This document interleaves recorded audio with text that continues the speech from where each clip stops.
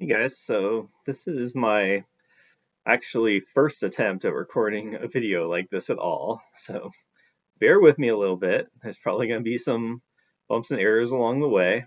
And the lighting might change since I'm recording this like at sunset too. So just please try to bear with me. I'm hoping that this will help you guys to better understand the chapter of reading that was supposed to be due by today. Okay, so we should have all read up through chapter 16 of the Picture of Dorian Gray by today, of course.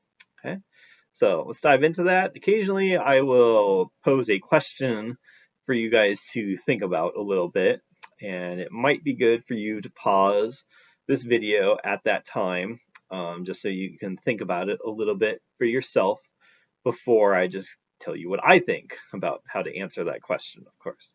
Okay. Um, So let's go ahead and dive into it, I guess. Okay. Oh, and one other thing, I did consider doing like a Google Meets or a Zoom kind of meeting thing, but I was just concerned that people might not be able to all be able to join at the same time, especially with like the circumstances of maybe needing to care for children more and things like that. So just wanted you guys to keep that in mind. But if that is something that we would like more, you can request that. And if you have any other feedback for me about this video, things that you thought went well or didn't go well, feel free to point those out to me either through like a comment or through a direct email to me or Canvas message too, of course. Okay. Okay, so let's look at chapter 16 of Dorian Gray. I'm going to be referring to my personal notes a lot here too. And I've got, of course, my own copy of the book here as well. It's probably a little different than your guys's, but I have the Norton Critical Edition in case anyone's wondering about that. Okay, so in this chapter, of course, Dorian goes to the opium den, which the end of chapter 15 foreshadowed for us, of course, as well. And so some things we want to consider are at the beginning of this chapter, Dorian quotes Lord Henry. I believe it's a word for word quote, where he says, quote, to cure the soul by means of the senses and the senses by means of the soul. For my copy, that's page 142. It should be the first page for whatever edition that you have of the book here. Okay, so I would ask that you consider what is the meaning of that quote, and is that some kind of valid justification for what Dorian is doing here in this part of the book here at this point? Okay. So maybe you pause your video here a second to think about it. Okay. My thoughts are that Dorian does believe this, or at least wants to believe this, actually. But what does it really mean? It's circular reasoning when it comes down to it, right? It doesn't really seem to suggest much of anything. To cure the soul by means of the senses. What does that mean? To do what to your senses, even? And how is that going to cure your soul, actually? And then vice versa, that works too. It's just very questionable logic, as most of Lord Henry's comments are, actually, in the book as a whole, actually. Okay. But Dorian seems to believe this, or at the very least wants to, because he thinks it's going to help him ultimately. And what is it that he wants help with anyways, actually? Well, he is distraught over Basil's death, of course, right? Of course, he's done many other bad things, actually, but has he really committed murder before? Probably not. There's at least nothing in the text to suggest that to us here. And especially it's the murder of a close friend of his, even if he's not as close as he used to be with him. He knows how Basil feels about him. Okay, and of course Basil was Dorian's introduction to Lord Henry to begin with in the second chapter of the book, actually. So Dorian knows he has this close connection with Basil, even though he does unfairly blame Basil for some of Dorian's suffering, because Basil created the picture. Of course, Dorian kind of blames Basil for his fate now of the painting taking on the signs of his sins, let's say. Okay. Although, of course, Dorian is the one that made this wish in the first place, right? So it's another example of Dorian trying to avoid responsibility and blaming other people for his own problems, actually, right? But we see here by his attempt to want to use opium, and there's other quotes in the chapter about this too, is a signs of him wanting to forget about what's happening to him. Okay?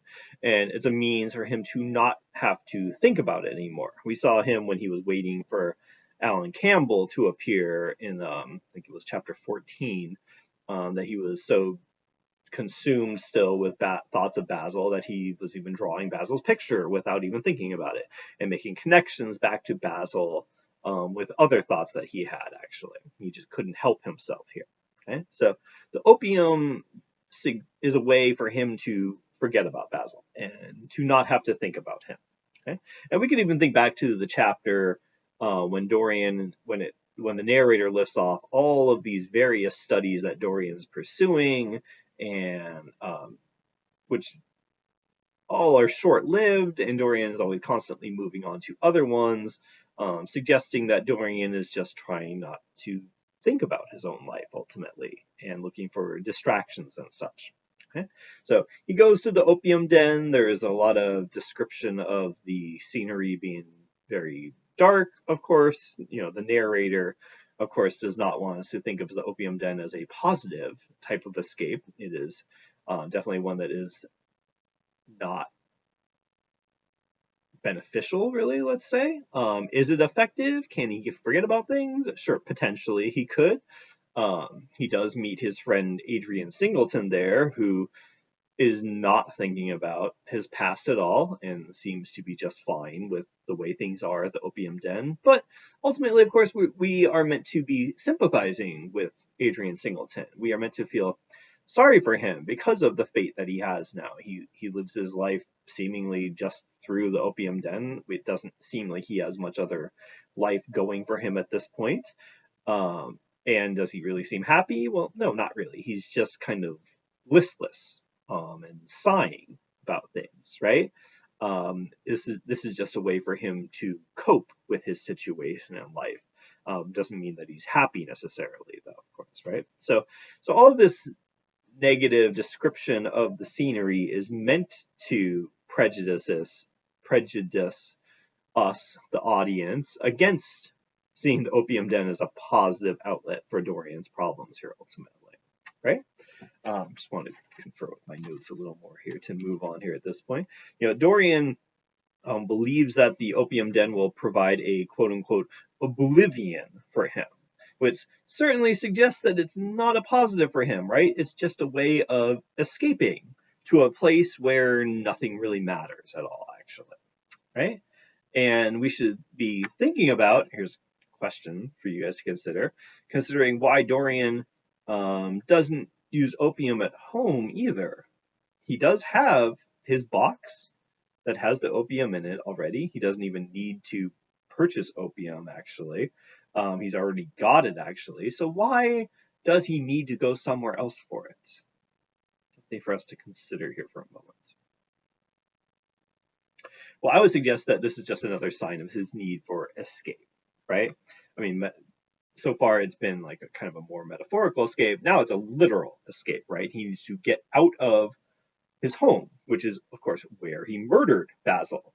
And so probably, he is distraught just by the thought of being in the place where the murder happened. And so getting away from it might be a way for him to avoid having to think about it even, actually. Right? Okay. The narrator also tells us that Dorian's, quote, soul certainly was sick to death. Okay? Which, again, will relate back to why he's seeking oblivion now, actually, right? If his soul is sick to death, then he doesn't really want to think about the state of his soul, probably, right? Dorian is not the kind of guy that wants to try to improve himself. He's just not showing any signs of really feeling sorry for what he's done. It's more that he just wants to avoid the consequences of what he has done, right? So the opium provides a release for that, or an escape for that, okay? Another quote I thought was significant from the same page as the previous one is that, quote, there was not atonement, but though forgiveness was impossible, forgetfulness was possible still, end quote. So if there's no atonement, I mean, he's not even seeking atonement. He's not trying to make up for his sins at all here, right? He's not looking for forgiveness. He doesn't even think that's possible. And remember, that was something that Basil offered to him. When Basil saw the painting, Basil said, "Look, Dorian, I will help you seek forgiveness for what all the terrible things that you've done now," which were exemplified by the painting, right? But Dorian did not want that at all. His first reaction to it was to want to murder Basil, right? It's like immediately after Basil suggests that they can seek forgiveness for Dorian and help him atone, that Dorian decides to kill Basil, actually, right? So this is just building on that Dorian does not seek atonement or forgiveness. He doesn't even think such things are possible at this point. He's gone so far down the rabbit hole that there's no coming back up again at this point for him. All he can do, he thinks, is just try to forget about what he has done, actually, right? Remember also when Basil is pointing out the rumors, which are probably facts, of course, about all the terrible things that Dorian has done, that Dorian just shrugs them off and says that he doesn't even want to think about such things. And he just denies them too, of course. But that's just another sign of him wanting to not even think about them or consider the consequences of those terrible actions, of course. Okay? So Dorian also, the narrator reminds us in this chapter that Dorian thinks Basil didn't even have a right to question him about these rumors of terrible things that he has done, right? Which again suggests that Dorian thinks that there's not only no reason to seek forgiveness, but that he just doesn't want to even, actually. So then moving on here, just another significant quote from the next page. Is that the quote, "The monotony became unbearable, and as the mist thickened, he felt afraid." And this is end quote, from page 143 of my edition. And this is about Dorian's trip to the opium den, suggesting that he just can't even stand the situation as it is. Even once he's away from home, just on the ride there, he just can't stand just not having anything to distract him, right? Yes, he looks out the window of the hansom that he's in, but what does he see? It's a monotonous scene, as he describes it here, right? And that to him is not enough to distract him from the sins that he's committed, actually, right? And why is he afraid? Well, let's think about that for a second. But I would presume that he is afraid because he has sinned so much, right? And now of course, he's committed murder at this point too, which many would consider to be like the ultimate sin. And he's probably worried about what's his fate going to be at this point. Okay. Is there any forgiveness for him at this point? It's like, well, no. He said no earlier, so that's probably a reason why he's afraid at this point, right? Dorian probably is a God-fearing man, even though I don't think that ever comes up in the text directly, but we would probably assume that he is a Christian after all, as most people in London at this time would be after all. Okay. Another significant quote that comes up on the same page here is, quote, that Dorian, quote, had a wild desire to live, the most terrible of all man's appetites, quickened into force each trembling nerve and fiber, end quote. That's page 143 in my copy. Okay?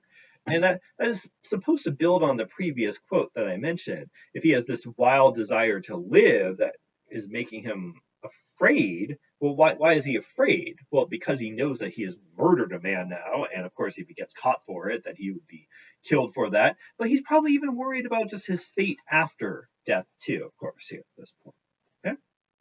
Okay? There's a lot of descriptions of ugliness, too, on this page. Okay, Dorian talks about ugliness being something that is more vivid, quote, than all the gracious shapes of art, end quote.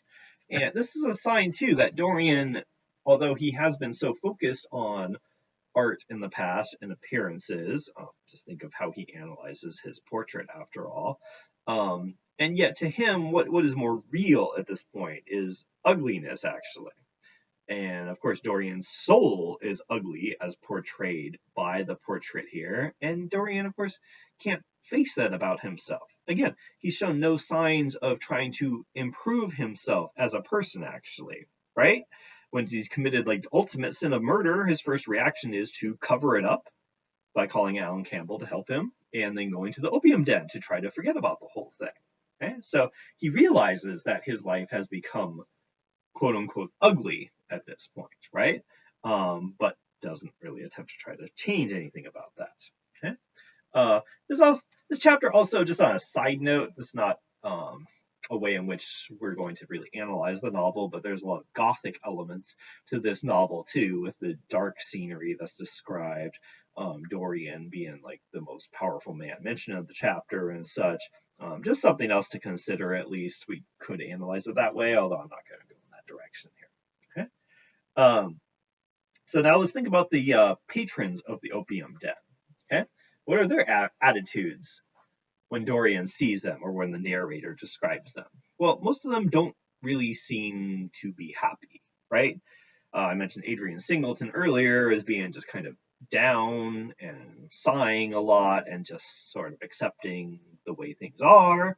The other people are described as, look at my quotes here, either down or, quote, in terror, as a couple of them are described. I think there was an old man that thought that he had ants crawling all over his body, right? And like, well, why would he do such a thing even, right? Why would he take opium if he's going to see ants crawling all over his body? I mean, that suggests that he has a lot of inner turmoil, of course, right? Which, of course, we should remind us of Dorian. Dorian, of course, has extreme inner turmoil here. That's why he's gone to the opium den. But this old man foreshadows for us that even if Dorian is to use opium, that it's not going to help him really escape, right? That he'll probably just have other visions that are suggestive of his inner torment here, actually, right? So again, the author here and the narrator, for that matter, are not presenting opium den as a valid type of escape. They're just a way for Dorian just to try to escape. The old man here thinking that there's ants crawling over his body, he probably suggests that that's not really possible and not going to work, right? And Adrian Singleton, too, when we look at him, like, why is he here? Well, he's probably trying to escape, too. He had we don't know exactly what happened to him with Dorian. He's just mentioned earlier as another guy that Dorian disgraced in some way, right? And Adrian, there's just one paragraph where Adrian does reference like, oh, his like some kind of debt was paid off for him. He doesn't have to worry about things anymore. I guess that were associated with this negative fate, but he's still here anyways, and not very happy, and just sort of saying like that he's going to accept fate as it comes to him, basically. And as long as he's at the opium den, well, we know what that's going to be for him exactly, right? So Adrian Singleton, just to continue with him, a question he poses is, where else should I be? He answered listlessly, end quote. Okay? And he's also described as a young man still here too. So this, is meant to concern the reader. If he asks, where else should I be? Well, if he has that kind of attitude, then that suggests that he thinks there is no kind of like saving his soul, that he's just better off here at this point. That's the only place that is acceptable even for him to be, actually, right? He also says, quote, none of the chaps will speak to me now. And another quote is, I don't care. Okay, well, who are the chaps? The chaps would probably be a reference to people that were friends of him and Dorian, if he's going to refer to them as the chaps while talking to Dorian here, right? And why won't they talk to him anymore? Well, again, his reputation has been ruined in some way through his association with Dorian. And why doesn't he care? Well, because at this point he's just accepting that there's nothing he can do about it at this point, right? And so if he's just accepting like this, hopeless kind of attitude, then that suggests why he's at the opium den now too, of course, right? That there's no other options for him even, really. Okay. He goes on to say, quote, I think I have had too many friends, which seems to be kind of a veiled criticism of Dorian, right? Dorian, a lot of Dorian's friends have been disgraced through their association with Dorian, right? So this seems to be, at least we could interpret it as the only kind of criticism that he offers of Dorian, actually, right, is that he maybe shouldn't have been friends with Dorian. And that's something that was kind of his downfall, just having lots of friends, actually, right, that maybe were a bad influence on him in some way, after all. Okay. And at this quote, Dorian winces as well, suggesting that Dorian does take it somewhat personally, right? But Dorian doesn't just avoid Adrian Singleton at this point, right? He could easily do so. Dorian even suggests, that he would rather go to a different opium den where they have better stuff. But why does he want to do that? Well, the narration suggests that he only wants to do that because he wants to avoid people that he knows. And of course, Adrian and him seem to be very familiar with each other, if not more than that, even, right? Um, so Dorian here continues to talk to Adrian, and why does he do that? Let's think about that for a second. Well, I would conclude that Dorian does feel bad about Adrian's fate here, after all, right? Like, does he seem to feel bad about Basil's fate? Somewhat questionable, but we could argue that he does feel bad about it after all, since he's trying to forget about what happened after all. But he continues to talk to Adrian and even asks Adrian if Adrian will write to him if he needs anything at some point, right? Which suggests that Dorian does want to help him after all, right? I mean, we could see that as like, well, Dorian maybe is just acting like that, but what would be the reason for that? I mean, there's really no reason for him when Adrian says he doesn't care so much about everything, really. There's no reason for Dorian to put up appearances here after all, right? When he offers for Adrian to write to him if he needs anything, it seems sincere after all here, right? Especially again when we consider that Dorian could have just left Adrian and gone to another opium den, but Dorian also tries to convince Adrian to have a drink with him. And why would he want to do that if he's trying to forget about things so much, right? It's another sign that he does feel bad about what he's done and does probably want to try to make amends with Adrian after all here. Okay. Um, you know, Dorian does see how poorly everyone is doing here, and yet he still wants to join them. He wants to join Adrian after all here, right? And wants to have a drink with him, suggesting that he doesn't entirely want to forget about things, right? When he is faced with the consequences of his actions, that he will actually like try to do something about it potentially. And this is why Dorian is not a completely unsympathetic character, right? Yes, of course he has committed murder, and we can't forget about that or forgive him for that even. He hasn't shown any reason for us to think that he's atoning or deserves forgiveness, and we had a quote about that earlier, of course, right? But for him to try to even talk to Adrian like this rather than avoiding him and suggesting that he'll offer whatever help that he can, does make him at least somewhat sympathetic. Not entirely, of course, right? But that's like kind of the brilliance of Wilde's presentation of Dorian Gray here. It's just not that he's completely vilified or that he's heroic even, that he's, of course, somewhere in between, certainly on the darker side here, of course, right? But by making him at least still somewhat sympathetic, we have a reason to care about what's going to happen to Dorian. If he's just a complete villain, then we don't care ultimately, right? We can also think back to like what Aristotle had to say about tragedy, for that matter, in this kind of relation too. Okay. Anyways, getting back more directly to the text, there's a couple quotes I want to share here about Dorian. The narrator shares, quote, "Memory, like a horrible malady, was eating his soul away." And Dorian, quote, "wanted to escape from himself," end quote. And both of those quotes were from page 145 of my text. Okay. And so these, I think, suggest that Dorian still sees Basil as kind of like watching him in a way, and he can't stand to be judged. There's another quote in this text here about how Dorian cannot stand the idea that Basil would try to judge him at all in any way, and like, what right did Basil have to do that? It's like, well, if Basil doesn't have that right, then who does? Lord Henry, who's the most like hypocritical character in the book, probably. I mean, if Dorian's not going to accept any criticism from Basil, who just wants to help him ultimately, then he's not going to accept any criticism from anyone, of course, right? And it's just another sign of him just trying to escape from all of that. And going to the opium den, of course, is a part of that here.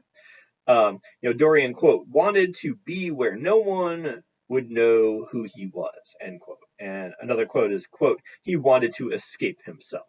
Yeah, those kind of just build on the things that I've already talked about here previously. Okay?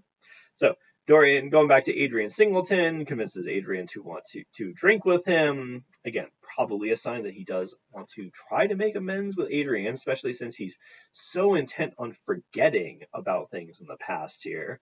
Um, Another quote from Adrian, he says, quote, "It's no use," sighed Adrian Singleton. "I don't care to go back. What does it matter? I'm quite happy here," end quote. Again, showing that Adrian is just simply accepting of his fate at this point, doesn't really care about anything at this point anymore, which is probably a defense mechanism, so he doesn't have to deal with the consequences of whatever he and or Dorian has done, actually. Okay. I already mentioned how Dorian asks Adrian to write to him. He says, quote, "You will write to me if you want anything, won't you?" Almost suggesting that Dorian is like almost pleading for this in a way. Again, suggesting that he wants to make amends in some way or help him, actually. And Dorian, when he says this, Dorian, quote, has, quote, "a look of pain in his face." Why is he pained? Does he feel bad about what he's done to Adrian? It seems to be the case, actually, here. Okay. And then we get the unnamed woman who approaches at one point while Adrian is drinking with Dorian. And Dorian just shoos her away by giving her some money, actually, right? And this woman is not named throughout the rest of the chapter, right? And I would ask you to consider, well, why isn't she named? Well, my thoughts on this would be that she is not named because the narrator and the author want to suggest that she is just one of many women that have been affected by Dorian this way, right? Like she's later in the chapter, she suggests that she has some kind of past history with Dorian, right? And it's interesting how she still approaches him and asks for money from him, but also suggests later in the chapter that she's afraid of him. She actually uses the word afraid when talking to James Vane, who of course appears later in this chapter, actually, right? Um, and so how is she in the position that she's in now? Has she been like this since before she knew Dorian? Is this only a new turn of fate for her, actually? She also only refers to Dorian as Prince Charming. She does not seem to know his actual name, which is very similar to James Vane, of course, and aligns with James recognizing Dorian by the use of this name, actually, right? There's definitely parallels between the two of them like this, actually, right? She's also described as having painted lips too. It would suggest that she's trying to cover up her natural appearance, which is has probably gone downhill a little bit in the past few years, probably with her association with Dorian, we could presume at least. Okay. But anyways, we'll go back to her a little later here. For now, her significance is just that she appears, and Dorian just wants to shoo her away after she says, quote, "We are very proud tonight," she sneered. And after he shoos her away, she says, quote, "There goes the devil's bargain." And she builds on this later on when talking to James, but so this suggests that she knows that Dorian has made some kind of quote unquote deal with the devil, right? She knows that he has not changed his appearance in 18 years. It was 18 years ago that that she had her last, I guess, interaction with Dorian, or however she describes it exactly. That I think it was, she refers to like this being the time 18 years ago when he like ruined her or such, or something close to that at least, right?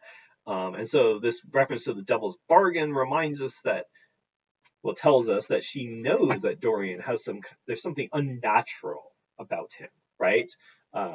Just at least from his appearance not having changed over the last 18 years, of course.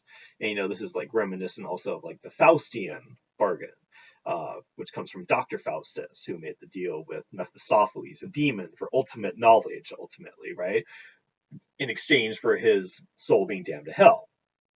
And of course, we think of this, or meant to think of this, with Dorian as well, right?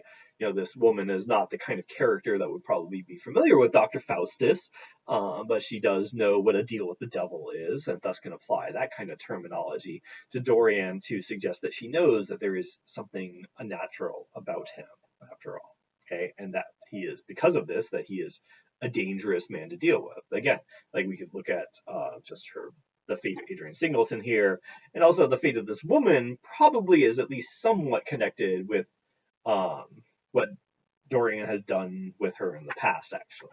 Right? Uh, let's see. Continuing on, she reminds Dorian that, quote, Prince Charming is what you like to be called, ain't it? She yelled after him, which is also a plot device in that it alerts James Vane, who just happens to be in the opium den here, of Dorian's presence, which of course also tells us that James Vane is probably an opium user himself, right? And why is he an opium user if that's the case? Well, he seems to be distraught over Sybil's death, right? Which he blames Dorian for in this chapter when he approaches Dorian, actually, right? We don't have any other evidence to suggest why James would be like this. Maybe his ventures in Australia were not very successful. That's certainly possible, but that alone, probably shouldn't be enough to drive a man to using opium. I mean, we think about why Dorian's doing this to avoid thinking about murder, of course, right? And so with James, the only reason given here in the text is that he's still distraught over Sybil's death and distraught over not being able to do anything about it ultimately here. Okay?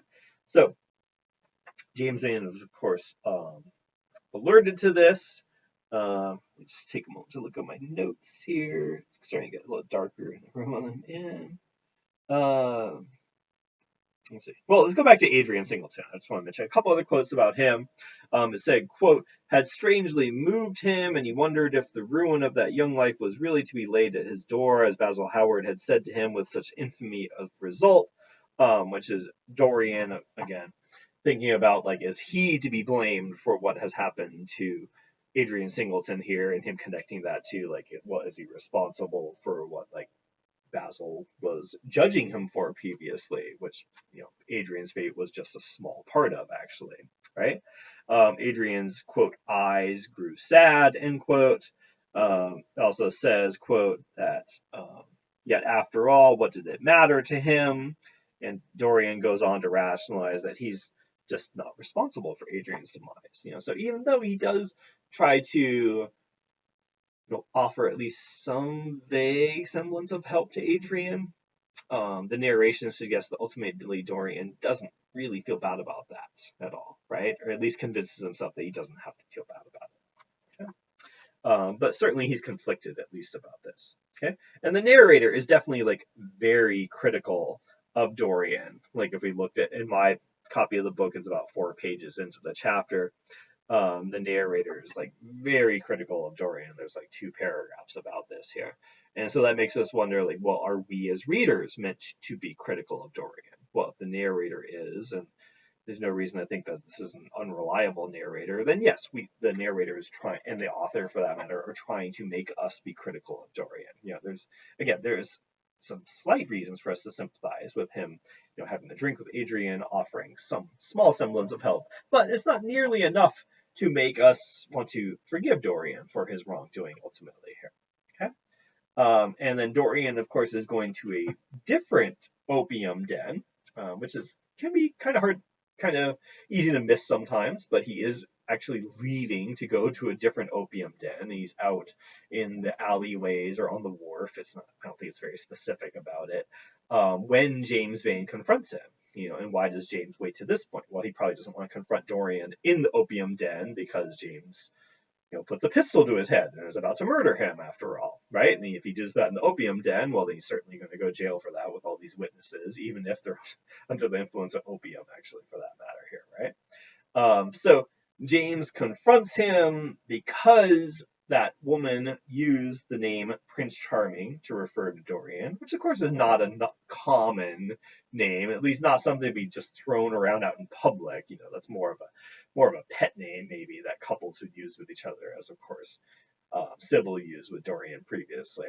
So this alerts James that Dorian is the man that he's been looking for. Okay, confronts him, but James, of course, gives Dorian the chance, unwittingly, to prove that he's not the man that he's looking for, right? Like Dorian asks him, well, how long ago was it that your sister or whoever was ruined by this man you're looking for? And he says 18 years ago. And Dorian says, like, well, look at me. Do I look like I'm that young, actually? And when James looks at him, well, no, he looks like he's, what, 20 years old or 18? I forget specifically what it says there, but he does not look like a man who has aged an extra 18 years since that time, actually, right? But this is just, of course, another obvious sign of appearances being deceiving here, right? Dorian's appearance belies how old he actually is here at this point, right? And, this is a motif that goes on, and theme for that matter, that appearances can be deceiving, comes up many, many times in the book here ultimately, right? But it's enough to turn James away, right?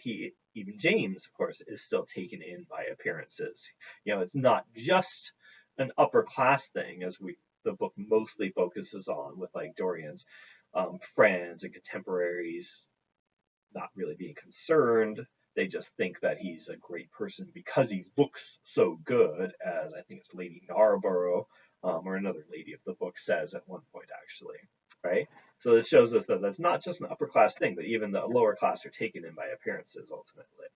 Okay? So we get these couple ironic turns in this case here, where it seems like Dorian's finally going to get his comeuppance, and then it's taken away so quickly here ultimately. Okay? Just because of a case of assuming incorrectly about what Dorian's age is here actually. Okay. Dorian ironically also warns James against taking vengeance into his own hands, which is of course meant to frustrate us, the audience, because we're hoping probably that Dorian does get his comeuppance here from James actually. Okay. And then right after Dorian walks away at this point, when James lets him go, basically, the woman with the painted lips shows up again here, still yet unnamed, and has apparently been watching Dorian and James, right? And why would she be watching them? This is outside of the opium den. She must have followed them, right? Why did she follow them? Presumably, she wants to see what's going to happen. Why is she interested even? Well, because she seems to want to see Dorian get hurt ultimately, right? She seems to kind of blame Dorian for her situation in some ways, actually, and is also afraid of him, as she again says here in a moment.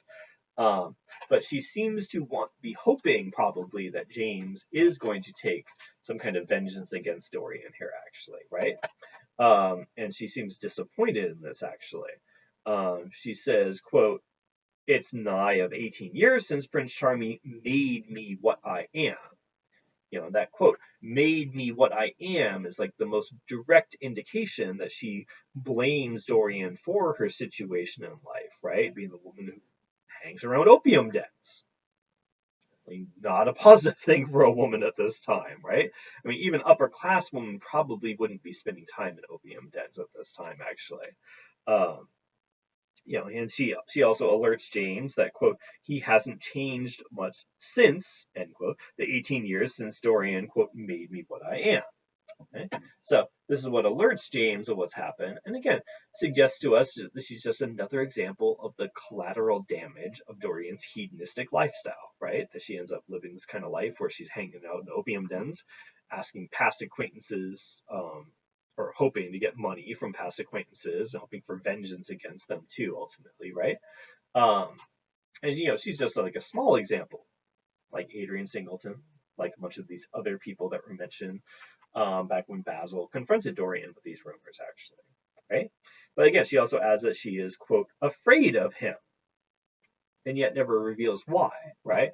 Why is she afraid of him? Well, she may know about all of these other rumors involving Dorian, actually, right?